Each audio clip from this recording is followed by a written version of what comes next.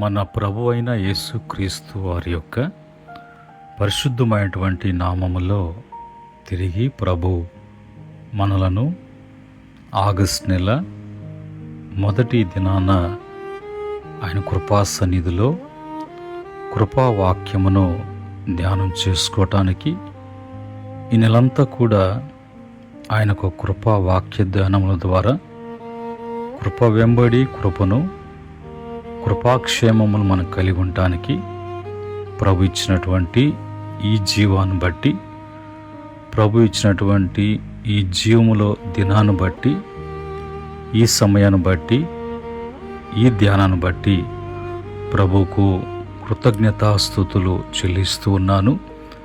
అలాగనే ప్రతిరోజు కూడా దేవుని మాటలు వింటూ కృపావాక్య ధ్యానములలో పాలుపంపులు కలిగి ఉంటున్నటువంటి ప్రతి బిడ్డ కూడా ప్రభు పేరిట వందనములు. ప్రభు పేరిట మీకు అందరూ కూడా శుభములు. ఈ సర్వశక్తిమంతుని యొక్క కృపా పరిచయల ద్వారా మీకు సర్వశుభములు మీకు తెలియచేస్తున్నాను. ప్రియమైన దేవుని బిడ్డలారా, ఈ సమయంలో మనము దేవుని వాక్యాన్ని చదువుకొని దేవుని వాక్యాన్ని ప్రార్థనాపూర్వకంగా మనం ధ్యానం చేద్దాం. ద్వితీయోపదేశ కాండము 4వ అధ్యాయము 31వ వచనములో ఉన్నటువంటి మాటని చదువుకొని ఆ మాటలను మనము ప్రార్థనాపూర్వకంగా ధ్యానం చేద్దాం.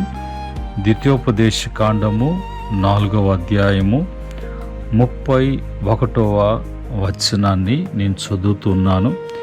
నీ దేవుడైన యెహోవా కనికరంగల దేవుడు గనక నిన్ను చేయి విడువడు, నిన్ను నాశనం చేయుడు. తాను నీ పితరులతో ప్రమాణము చేసిన నిబంధనను మర్చిపోడు. ప్రేమగల ప్రియ పరలోకపు తండ్రి, మీ మాటలో ఉన్నటువంటి సత్యాన్ని బయలుపరచండి.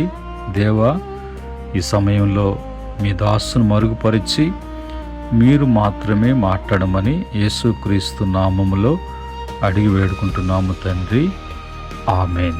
ప్రియమైన దేవుని బిడ్డలారా, ఈ మాటను మనము గడిచినటువంటి 3 దినాల నుంచి వాక్యం ధ్యానం చేస్తున్నాం. మొదటిగా దేవుడు కనికరంగల దేవుడు.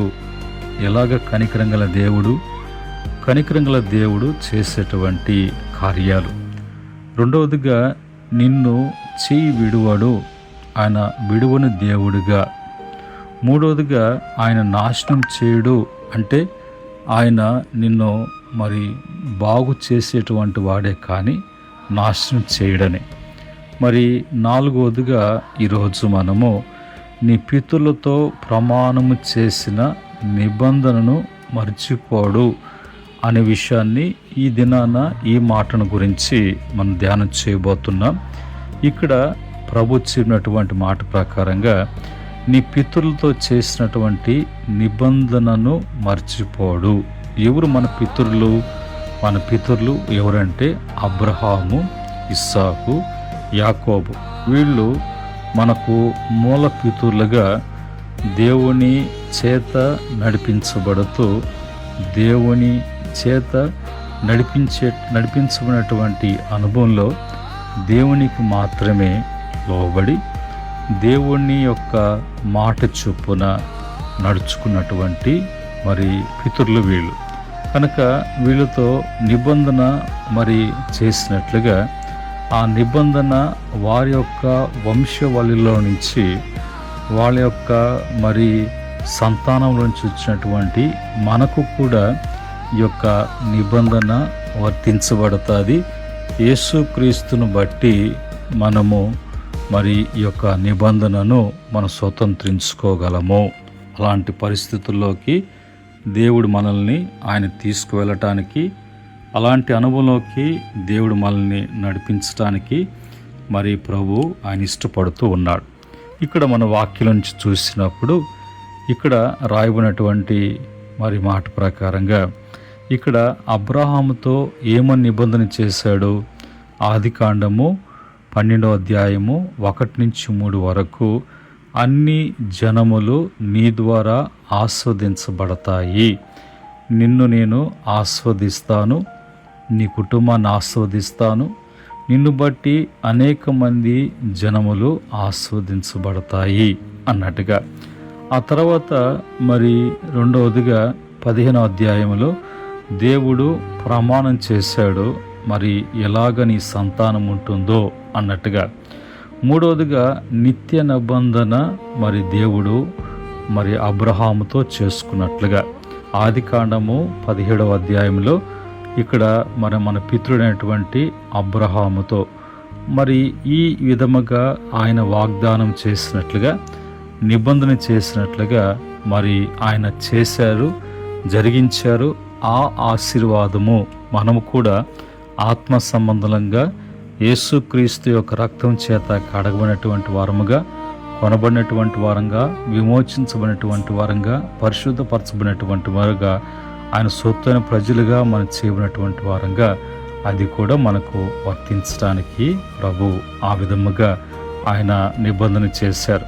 అలాగనే మరి ఇస్సాకుతో ఆదికాండం 26:2-5 వరకు ఉన్నటువంటి వచన ప్రకారంగా 12 వరకు చదివినప్పుడు ఆ వాగ్దాన నెరవేర్పులో ఈ విధముగా నీవు నడుచుకోవాలి, ఆ విధంగా నడుచుకున్నట్టు నీవు నూరింతలుగా ఫలిస్తావు అన్నట్లుగా ఇస్సాకు తందకాన్ దేశములో నిర్జీవమైనటువంటి మరి ఆ భూమిలో దేవుడు అతన్ని ఆస్వాదించి నూరింతలుగా దేవుడు అతన్ని మరి ఆస్వాదించినట్లుగా. అలాగనే మన పితృడు యాకోబు ఆదికాండం 28వ అధ్యాయం 13-15 వరకు ఉన్నటువంటి వచన ప్రకారంగా నిన్ను నేను విడువను, ఎడబాయను అన్నట్టుగా ఆయన మరి అబ్రహాం మన యొక్క మూలపితృడు యాకోబుతో, అలాగా మన పితృలతో చేసినటువంటి ఆ నిబంధన ఈరోజు వరకు కూడా, యుగ సమాప్తి వరకు కూడా నిరంతరము అవి జరుగుతూనే ఉంటాయి, అవి కొనసాగుతూ ఉంటాయి. ఎందుకంటే నిబంధన చేసినటువంటి దేవుడు ఆయన దేవుడై ఉన్నాడు, మనిషి కాదు అనేది మనకు అర్థం కావాలి. అందును బట్టి మన విశ్వాసముతో అవి స్వతంత్రించుకొని మనం ముందుకు వెళ్ళాలి. దేవుడు ఎందుకు మర్చిపోడంటే ఆయన సత్యదేవుడు. ద్వితీయోపదేశకాండము 7:9 ప్రకారంగా ఆయన అబద్ధము చెప్పడు. సంఖ్యాకాండము 23:19 ప్రకారంగా ఆయన మార్పినటువంటి దేవుడు, నిన్న నేడు ఏకరీతిగా ఉన్నటువంటి దేవుడు కాబట్టి ఆయన మార్చుకున్నటువంటి దేవుడు కాదు. మలాకి 3:6 ప్రకారంగా. 4 ఆయన వాక్యము శాశ్వతము, ఎప్పటికీ మన జీవితంలో. యెషయా గ్రంథము 40:8 ప్రకారంగా క్రీస్తు యేసులో మరి నెరవేర్స్తాడు.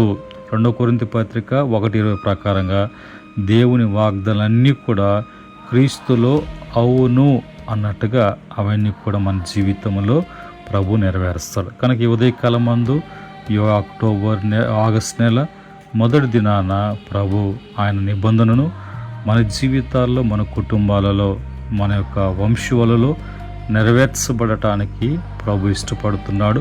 కనుక మన పితరులతో చేసిన యొక్క నిత్య నిబంధన, ఆ యొక్క వాగ్దానాలు మీకు, మీ కుటుంబాలకు కలిగిన యావత్తు కూడా ప్రభు ఆ విధంగా జరిగించి మిమ్మలను బలపరిచి ఆయన పోషించునుగాక.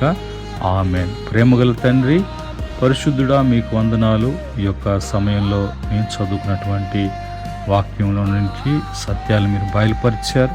మా పితరులు చేయబడినటువంటి ఆ వాగ్దాన నెరవేర్పులు మా జీవితాల్లో కూడా, మా తరాలకు కూడా, యుగ సమాప్తి వరకు కూడా నిరంతరము కూడా చేసేటువంటి నమ్మదగినటువంటి దేవాన్ని స్తుతిస్తున్నాం. ఆ విధంగా ప్రతి బిడ్డ జీవితంలో, కుటుంబం జరిగించమని యేసుక్రీస్తు నామంలో అడిగి వేడుకుంటున్నాము తండ్రి. ఆమేన్. పరమందు తండ్రి ప్రేమ, ఆయన కుమారుడైనటువంటి యేసుక్రీస్తు కృప, ఆయన పరిశుద్ధాత్మ యొక్క సహవాసం మరి కూడి ఉన్నటువంటి వింటున్నటువంటి బిడ్డలకును, ఈ పరిచర్యకును, సకల పరిశుద్ధులకును, ఆయన దాసులకును సదా తోడే ఉండి నడిపించునుగాక. దైవాశీస్సులు మీకు కలుగునుగాక. ఆమేన్.